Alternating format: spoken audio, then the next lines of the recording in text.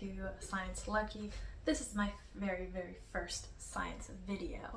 So, did you know that red blood cells actually kick out their nucleus and they also kick out their organelles? So, just as a refresher, organelles are those mini specialized structures within a cell like the ribosome or mitochondria that essentially have specialized functions. For example, ribosomes make proteins.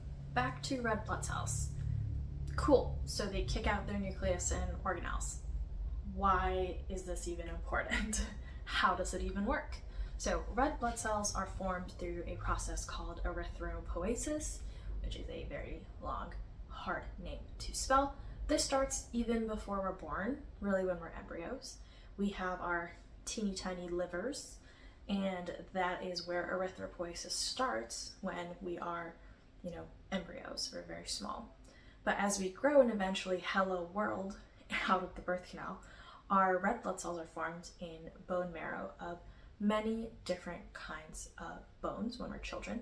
But when we're adults, it's restricted to very specific types of bones, bone marrow in those specific types of bones like ribs or the pelvis. So the diagram over here shows a picture of the stages of red blood cell growth.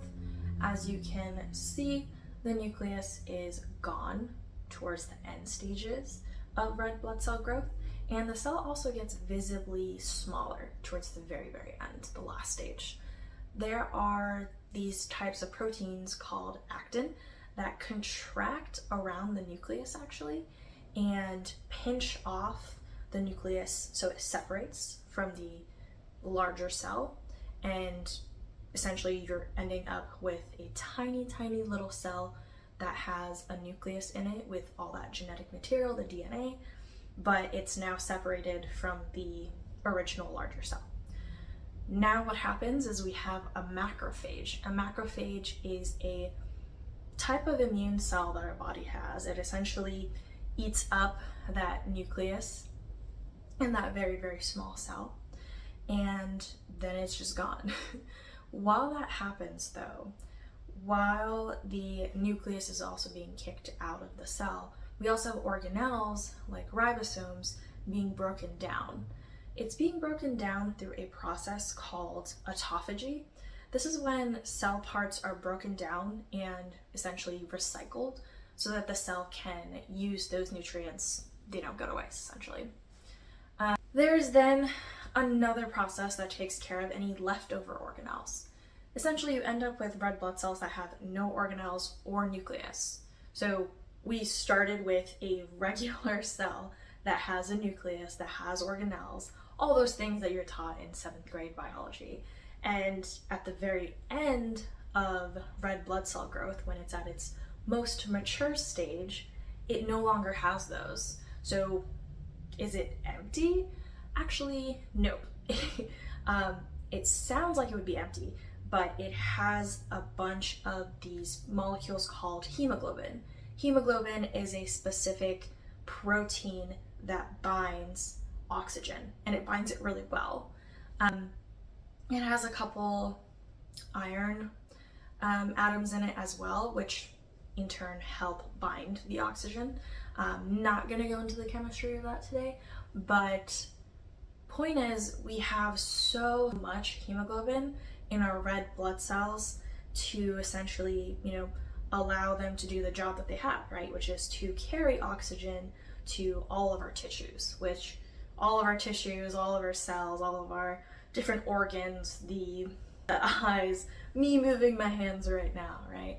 Our muscle cells, all of them require oxygen. So red blood cells are kind of doing that heavy lifting with having hemoglobin, a very large protein. It can hold about 4 oxygen molecules at a time, and a single red blood cell carries about 250 million hemoglobin proteins, which is actually insane. One red blood cell carries 250 hemoglobin molecules, and each of those hemoglobin molecules carries 4 oxygen molecules. So if you do 250 times 4, yes, each single red blood cell is carrying 1 billion oxygen particles.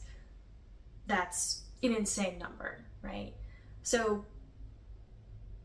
adult cells specifically, an adult at any given moment has tens of trillions of red blood cells circulating through their body. Tens of trillions. And if you multiply that by 1 billion, that's how many oxygen particles you have flowing through you.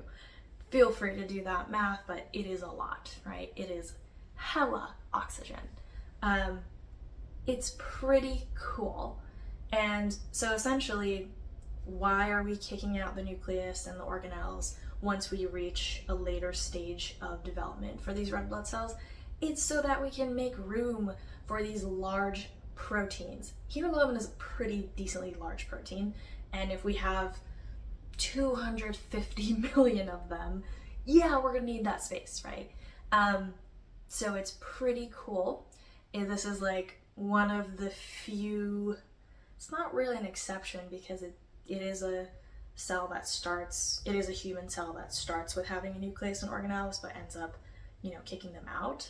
But it is a very cool process that I recently learned about. Shout out to my tutoring student who asked me why red blood cells do not have a nucleus, because that is why I looked it up. It is super cool, blew my mind. If you have any questions, feel free to ask them below. And I have put all the various sources that I have used for this video also in the description. And that's it. Super cool. Yeah.